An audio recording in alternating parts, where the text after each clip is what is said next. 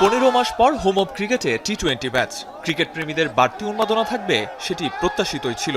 তবে সময়ের হিসেবে 9 বছর আর 12 ম্যাচ পর পাক বধে সেই উন্মাদনা রূপ নেয় বাঁধভাঙা উল্লাসে। বাংলাদেশ সুপার খেলছে, super all the best Bangladesh. আজকে যেভাবে খেললো আশা করি আগামীতে এভাবে খেলে যাবে। বাংলাদেশকে আমরা এগিয়ে নিতে চাই, অনেক দূরে এগিয়ে নিতে চাই, তাদের জন্য শুভকামনা। বাংলাদেশ যে পরপর 3টা ম্যাচ একসাথে জিতছে, শ্রীলঙ্কাতে সিরিজ জয় করলো, আবার এখানে এসে প্রথম ম্যাচটাই জিতলো। খুবই আনন্দিত বাংলাদেশের খেলা দেখে। আশা করি বাংলাদেশ এই যে জয়ের ধারাবাহিকতা এটা বজায় রাখুক।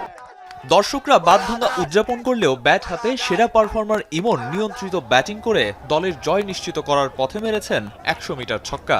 22 গজের মতো সংবাদ সম্মেলনে জয়ের অনুভূতি প্রকাশেও নিয়ন্ত্রণ রেখেছেন নিজের উপর।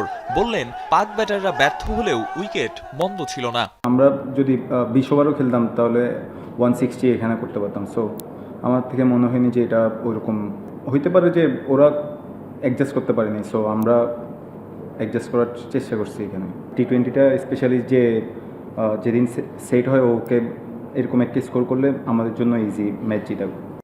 টাইগার ভক্তদের ক্রিকেট প্রেম অদ্ভুত। ম্যাচ হারায় যেই সমর্থকরা সমালোচনার তীরে বিদ্ধ করেন দলকে, সেই ভক্তরাই একটা জয়ে ভুলে যান সব, মেতে ওঠেন উল্লাসে।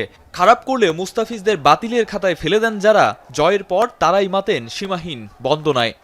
অনেক ভালো লেগেছে। কার খেলা ভালো লেগেছে বেশি? বাংলাদেশের খেলা ভালো লেগেছে।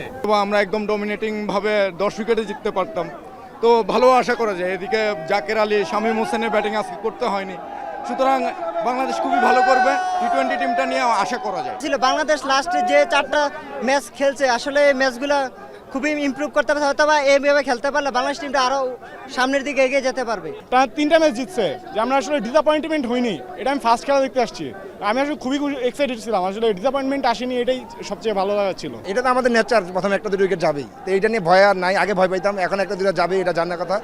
3 নম্বর 4 নম্বর থেকে খেলবে, এটাই আমরা জানি, তো 3-4 নম্বরই খেলে দিচ্ছে।